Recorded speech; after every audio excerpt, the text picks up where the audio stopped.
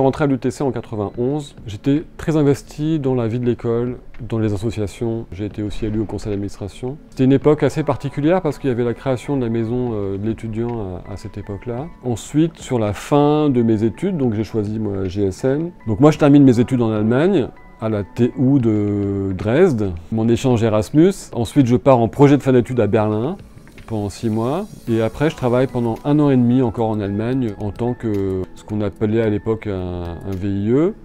Donc je travaille pendant 1 an et demi pour une entreprise française de logiciels de CAO à Munich. Après je retourne en France, près de Toulouse. Je travaille pour le groupe Pierre Fabre pendant 4 ans à l'international, sur la mise en place de systèmes informatiques dans les filiales du groupe, de 2000 à 2004 on va dire.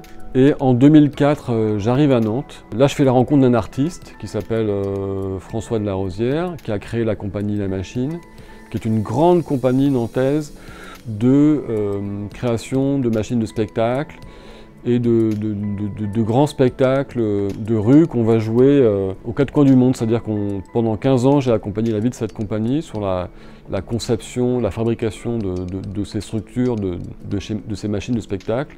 Et on a joué un peu partout, donc au Japon, en Chine, au Canada, en Europe. Et aussi sur la fabrication de machines qui sont devenues un peu emblématiques de la ville de Nantes. Le grand éléphant, le carrousel des mondes marins, voilà, qui sont des objets à la fois très techniques et très artistiques, quoi. Voilà. Donc moi j'ai créé en 2019 une société d'ingénierie. Donc aujourd'hui on est 4 ingénieurs architectes.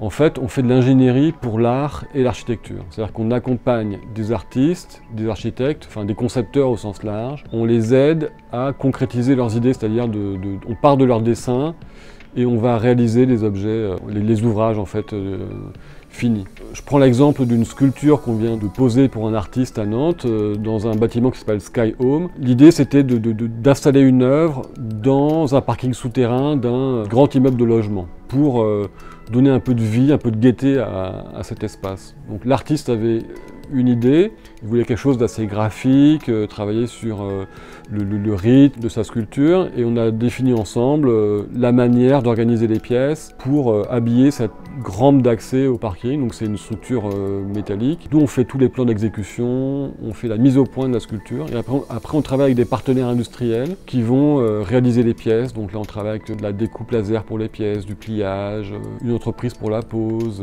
voilà. Moi je pense qu'aujourd'hui il faut s'engager collectivement dans des choses. Ça peut être des chantiers participatifs, ça peut être des associations, ça peut être un mandat d'élu quelque part, ça peut être du travail en groupe.